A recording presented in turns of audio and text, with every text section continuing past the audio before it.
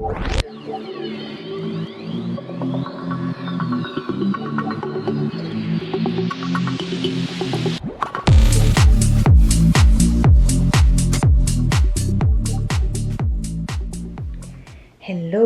welcome to Star Code Cipher. We read the cards here for entertainment purposes only. For this reading, we're going to use the Extraterrestrial Oracle by Uri Geller. And I was going to pair this with Los Scarabaeo's UFO Tarot, but I am an experiencer myself, and the imagery in this deck really does sometimes trigger me to no end. So in the interest of trying to keep it together for the reading, I'm going to pair it with the Galactic Star Tarot, which is more has more of a starseed kind of a bent to it, and I can deal with it better than the UFO Tarot. If you happen to have this deck, you probably know what I'm talking about if you're an experiencer and those experiences have not been on the positive side. All right.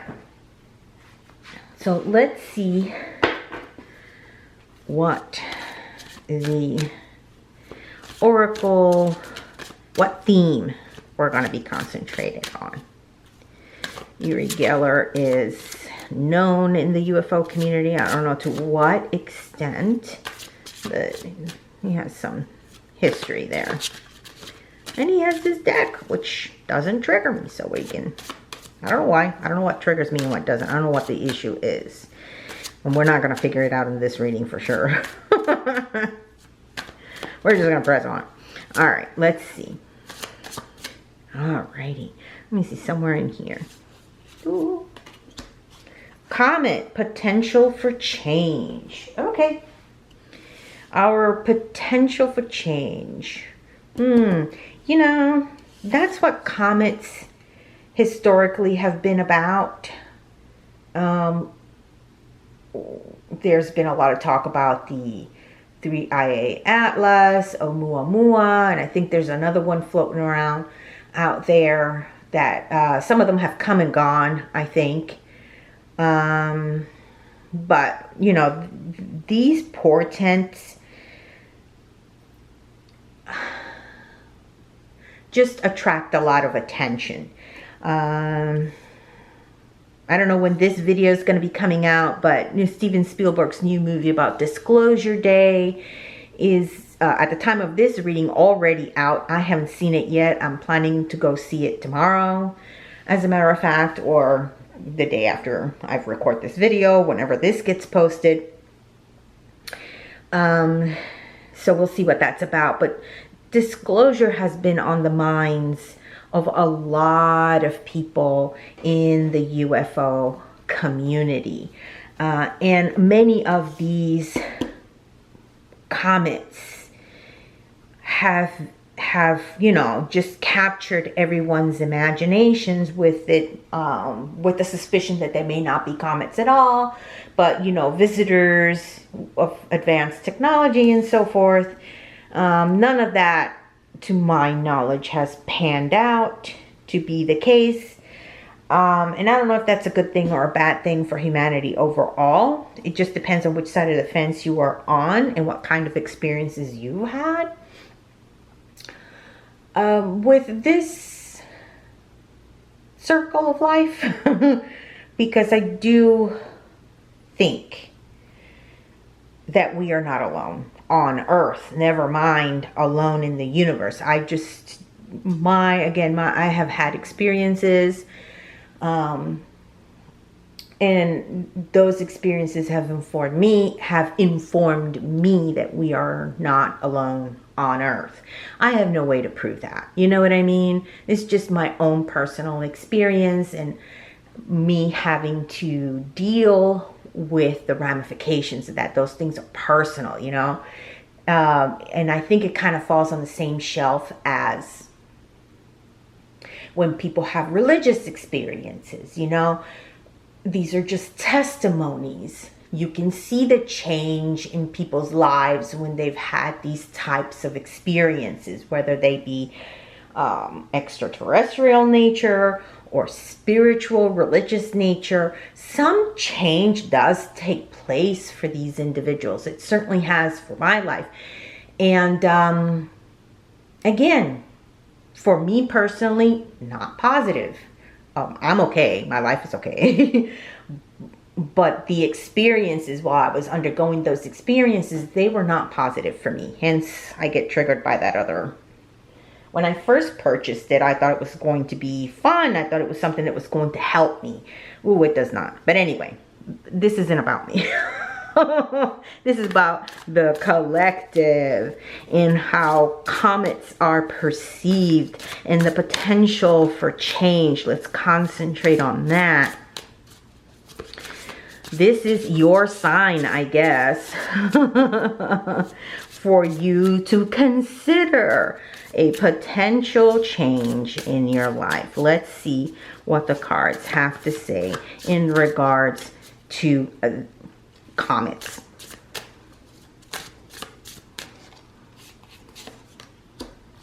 Ace of Wands. 3 of Swords. 10 of Swords.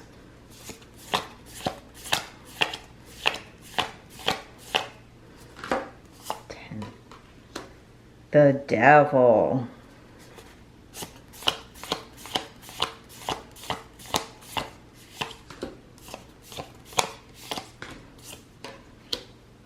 Ace of Swords.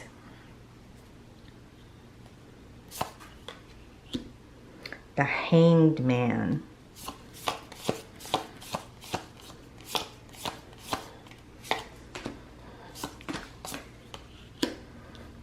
Judgment.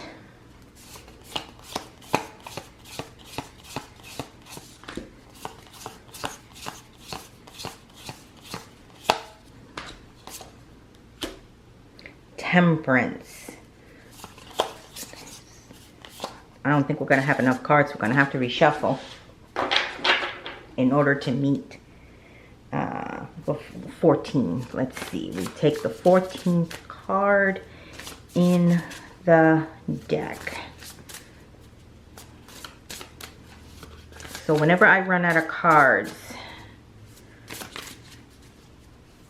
I will pick up and reshuffle.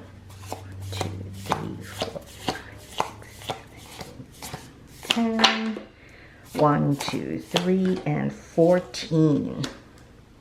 The Knight of Wands is the second in the court cards. So 1 and 2. And the Page of Swords. Alrighty, let's see. What are we dealing with here? Oh, little green man. Okay. Alrighty.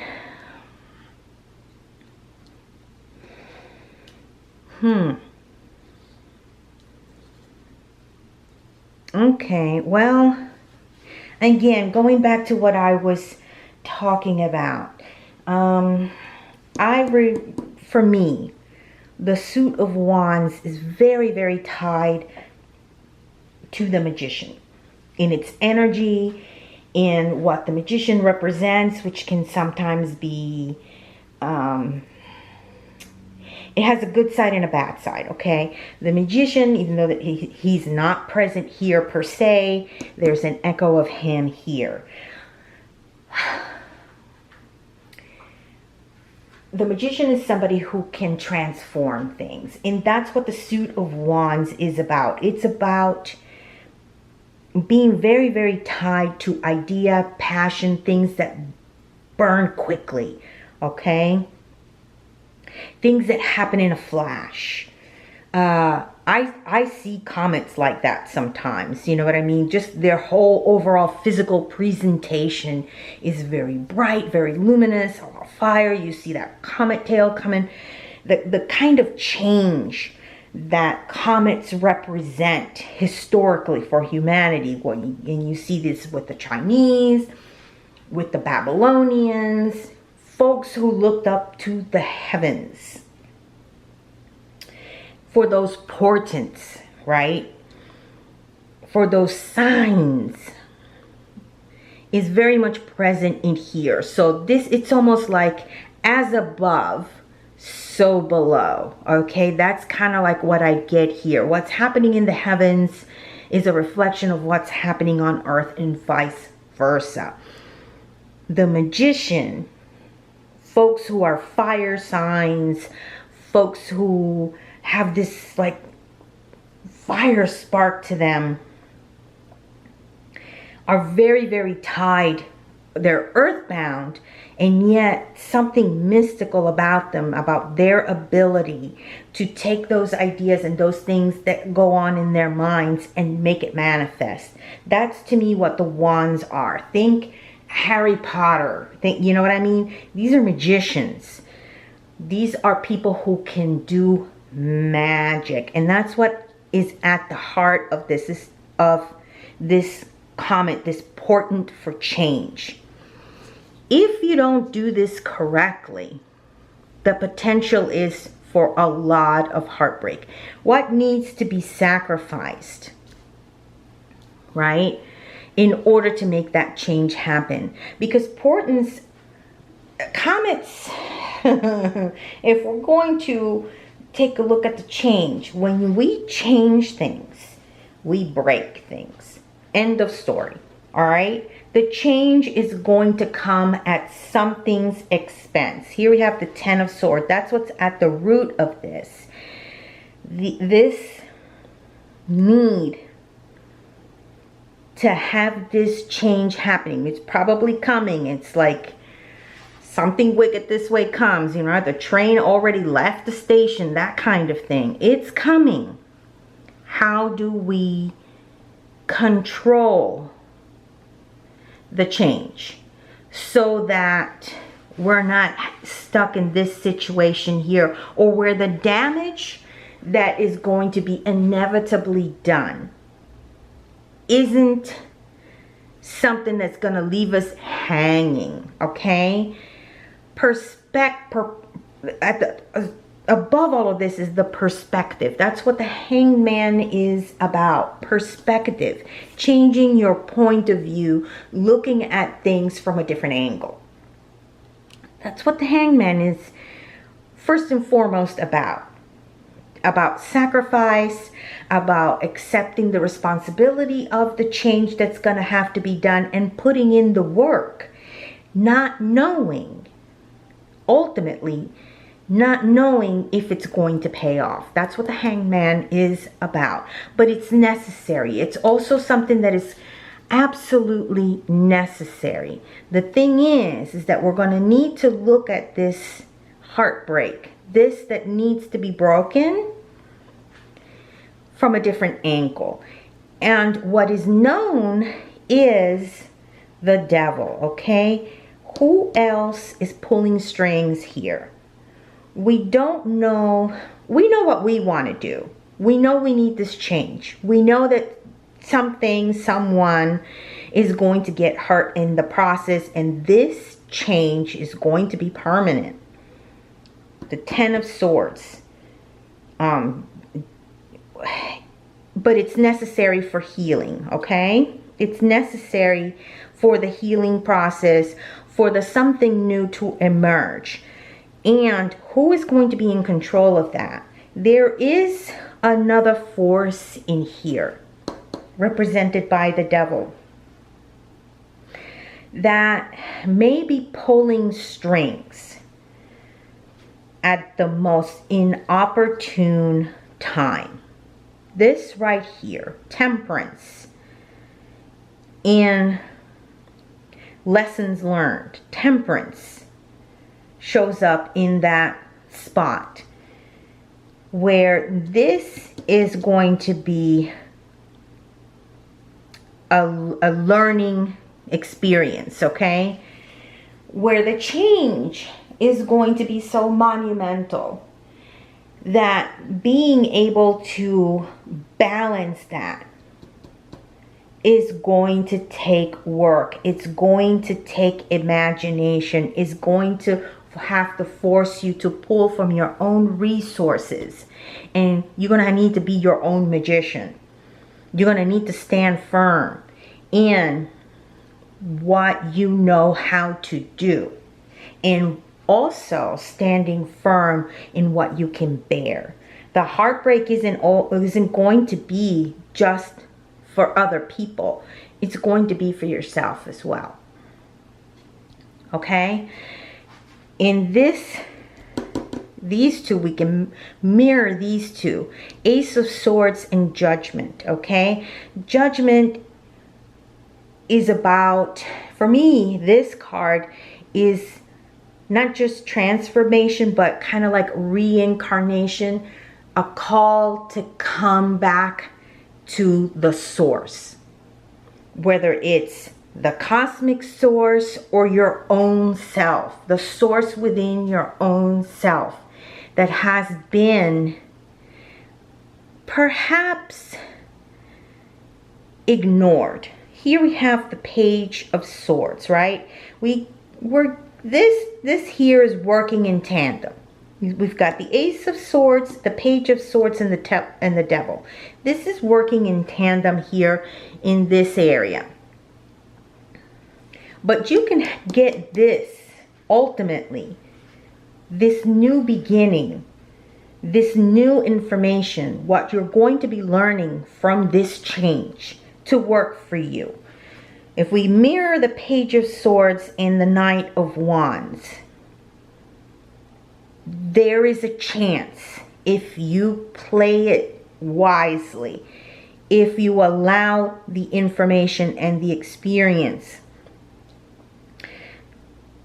to do its work with you, along with you, not despite you or in spite of you.